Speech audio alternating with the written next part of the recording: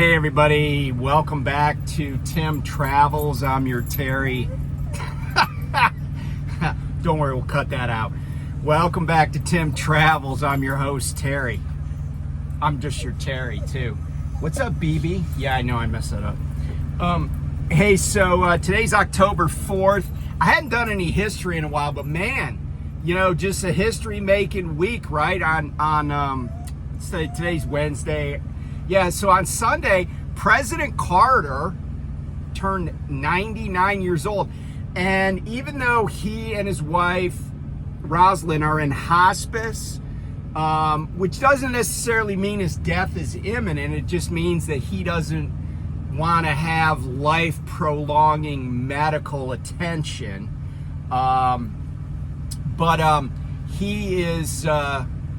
He and his wife Rosalind were out at the Plains, Georgia Peanut Festival. And if you recall what President Carter did before, and I guess during the time he was governor of Georgia, he is a peanut farmer. That's what his family did. And it was just nice to see them get out and be appreciated by people. Without regard to politics. I mean, I'm pretty sure Plains is a fairly solid Republican area now. But, you know, he's a native son and he was president of the United States. And he and his wife are both great human beings. Speaking of people that aren't great human beings, though, Donald Trump his businesses are on trial in New York City. And I wanted to explain something because somebody was asking me about this trial. So here's what happened. This is a civil matter, right? Like, Trump himself is not on trial. It was alleged that his businesses committed fraud against basically bank fraud and tax fraud. The judge in this case, I'm not a lawyer, but I play one on TV, right? I play one on YouTube. No, this is so elemental, so basic that they don't even teach it in law school. If you got a case in front of a judge, do not badmouth the judge, right? Like, I don't know, like that. And, people say, oh, Trump's really smart. No, Trump is not smart.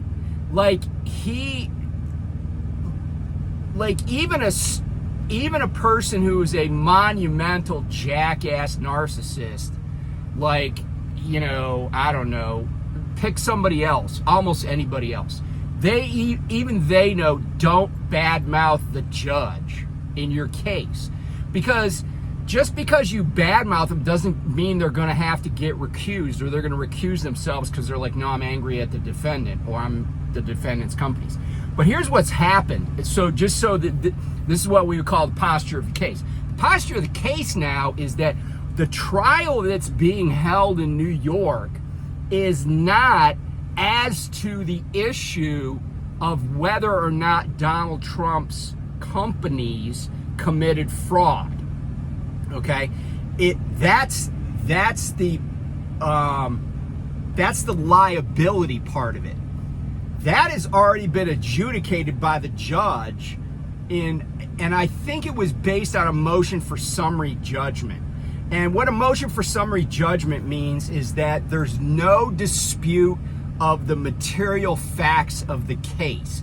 In other words, the Attorney General's office in New York just said, hey, Your Honor, our evidence is Trump's, all this written stuff that they submitted to banks and in tax returns.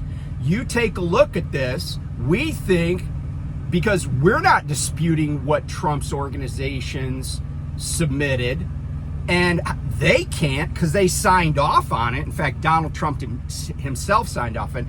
They can't dispute it. So, just give us a ruling, grant our motion for summary judgment. And so I think, and I'm not saying it was a motion for summary judgment, like I'm not saying it was called that, it might have been some other motion. But basically that's what happened. So now what's going on, what we're the phase of the case now is simply the damages part. So in other words, how much money, it's basically the penalty phase, but it's damages, not really penalty. Although there will be penalties, there will be fines, there will be disgorgement, possibly disgorgement of ill-gotten profits or ill-gotten gains. And the other thing the judge has already done is revoke the charters of Trump's companies, which means, excuse me, that Trump's companies are not in existence. Like, they don't exist. And if something doesn't exist, it can't do certain things. Like, it can't hold, like, title to property. It's like saying that some Max Headroom, remember that character, that electronically generated character, that Max Headroom can own property. Well, that's not true, because Max Headroom isn't a real person. And remember when Mitt Romney famously said corporations are people? It's kind of an arcane point of the law. He was right, but it just came off terrible. Corporations are deemed, they're a legal fiction, because 200 years ago, we really didn't have corporate form as we know it today, right? That developed. Well, one of the things that corporations do is they can sue and be sued, which up until the time of the creation of the corporate form, we couldn't, corporations were just things that could dissolve, and you couldn't really sue them. They couldn't sue anybody because only real people could. So what they did is they created this legal fiction to allow corporations to act as if they were people in terms of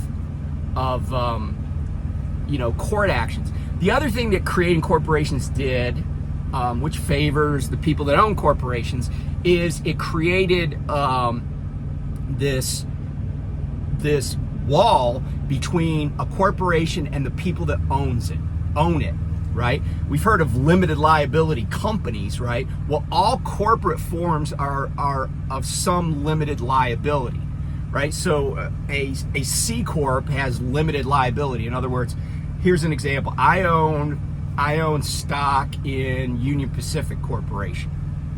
Okay, if a Union Pacific train derails today and kills a bunch of people, my liability is limited. In other words, the people that were harmed can only come after me to the extent that I own, to the value of the stock that I own. In other words, if the stock became valueless, that's the money I would lose. The money that I paid into it. That's the limitation on my liability as a stockholder, as an owner of the company.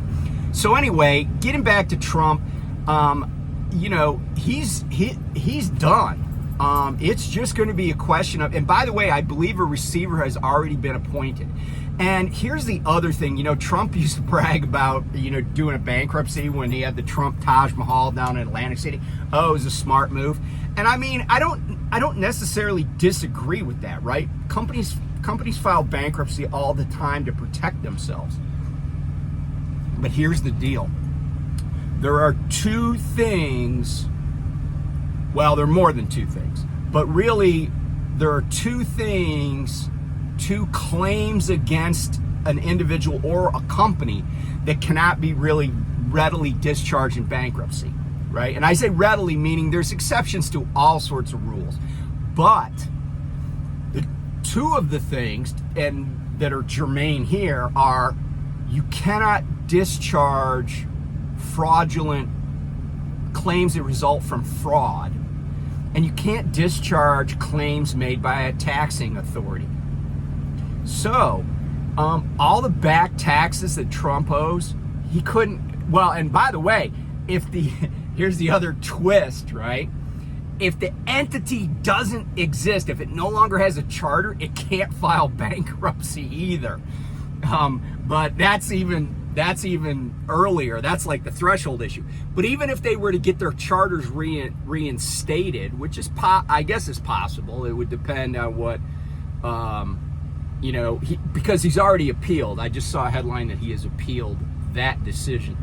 But I don't know if, even if he got him reinstated, he's probably, if the claims stand, for, he owes taxes and he cheated banks, he can't discharge those claims. So they could go, what they're going to do is they're probably going to go, the receiver is going to liquidate his assets.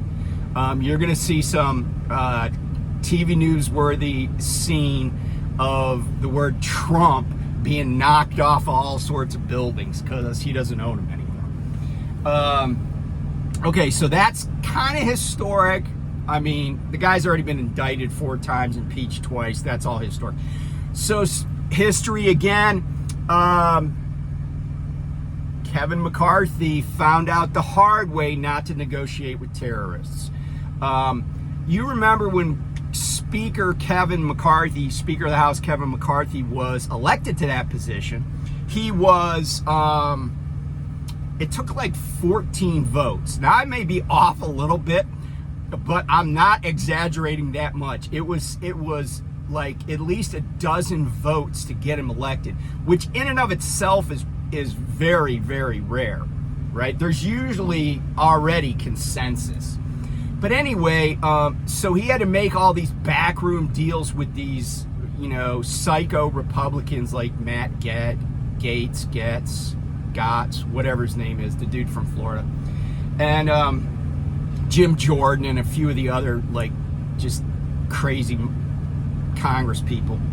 And then he got elected, right? And then his main squeeze was, hugging him on the Senate floor there, and Marjorie Taylor Greene, or as I like to call her, Mark Taylor Greene, because I'm not sure about her past. But anyway, he gets elected, right? And then, I mean, honestly, he kind of does the right thing and does a 45-day continuing resolution. And then Gaetz says, okay, we're going to have a recall election, basically. And it's not called a recall. It was called a motion to vacate. And he basically lost his job. And if you saw the pictures or you saw news footage, the dude was humiliated. I mean, let's be candid. He was humiliated. His face and his neck were beet red. He had that, fake smile on, and he's done. And he's going to keep his job. He's a congressman. But here's the interesting twist. There's a couple of things in the Constitution, and I know most Americans only think there's like 2 amendments to the Constitution. They don't know that there's a whole bunch of other stuff there. Even before you get to the amendments, even before the Bill of Rights came around and all the other amendments came around eventually, there was this whole big thing in of the Constitution, right? And the key part of the Constitution for what I'm talking about is Article 1. Article 1 talks about the legislative. And just to review our civics class here, Article 2 is about the executive branch. Article 3 is about the judicial branch. So anyway, in Article 1, Section 2 talks about Article 1, Section 2 talks about the House of Representatives. Article 1, Section 2, it talks about the House. And then there are different sections or clauses that talk about, I take it back. Article 1, Section 2 talks about the House. So anyway, in Article 1, Section 2, Clause 2, it talks about who could be elected to the House of Representatives. And the requirements are basically that somebody be of the age of 25 and that they have been a U.S. citizen for 7 years. And I'm going to come back to that in a second. Now, Article 1, Section 8, Clause 5 says that the members of the House will choose a speaker. Back then they spelled choose, C-H-U-S-E, which I think would be a cool way to spell choose if you're like a rapper now. Anyway, hip-hop artist. So it says they'll choose a speaker, but here's the key. Anybody can be the speaker. In fact, there's zero requirement that the speaker be a member of Congress. That's why Marjorie Taylor Greene already like put Trump's name up there, right? Which would, man, if you want to talk about dysfunctional government, I mean, we got it, but I guess it would be worse. I mean, I just can't imagine it wouldn't be worse. But anyway, so it's not going to be Trump. But anybody can be the speaker. I could be the speaker. You could be the speaker. But here's the really bizarre thing about the clause that talks about the speaker.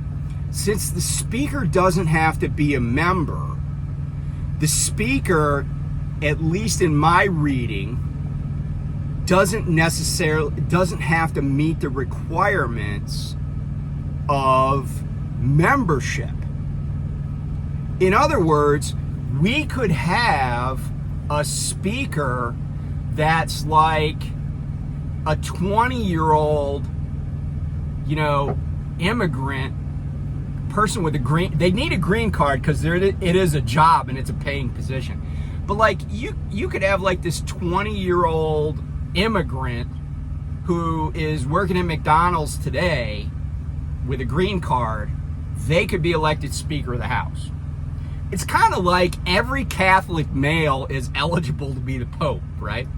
And here's the interesting thing about that. I think that I think it would be so cool if the House elected somebody to be the Speaker. And here's why the Speaker is important. The Speaker is exceedingly important because they basically control the agenda of Congress. They control it. But I think it would be awesome if we elected a speaker that was almost like, I would say, a nonpartisan. Like somebody that's totally middle of the road, who has lots of government experience, and who is not unpredictable. Somebody that could get stuff done for the American public. Now, who that is, I don't know. I mean, but I saw Charles Barkley on YouTube last night on a segment from Jimmy Kimmel, and I'm like, Chuck is funny, but Chuck is successful, and he's also okay. Tim Travels is back. What happened is the national alert system thing came on, and then it didn't. It just stayed on. I had to finally get rid of it.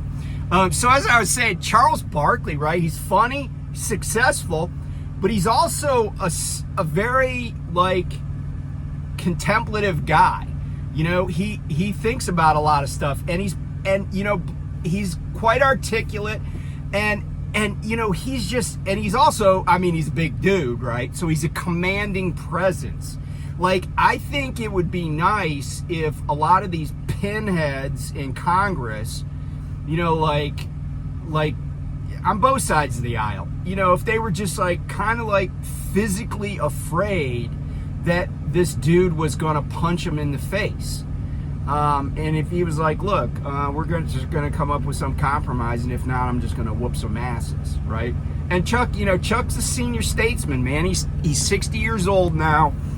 And yeah, I mean, and you say, well, that's absurd, right? Why would we let that happen? And my answer to that is, well, everything is absurd now, right? Like he's got way more experience than a lot of the people in Congress. I mean, I was in Wisconsin the other day, and I was thinking about that clown Scott Walker. Scott Walker dropped out of college just to be a politician. And if you don't know who he was, he's the former governor of Wisconsin who tried to crush the public service unions, and or did crush the public service unions. Then he ran for president, and Trump savaged him, and he dropped out of the race because he's a quitter. But but you know, like look at like Lauren Boebert, right? And you know, like what qualifications does she have to be in Congress? Like, what qualifications do a lot of these people have?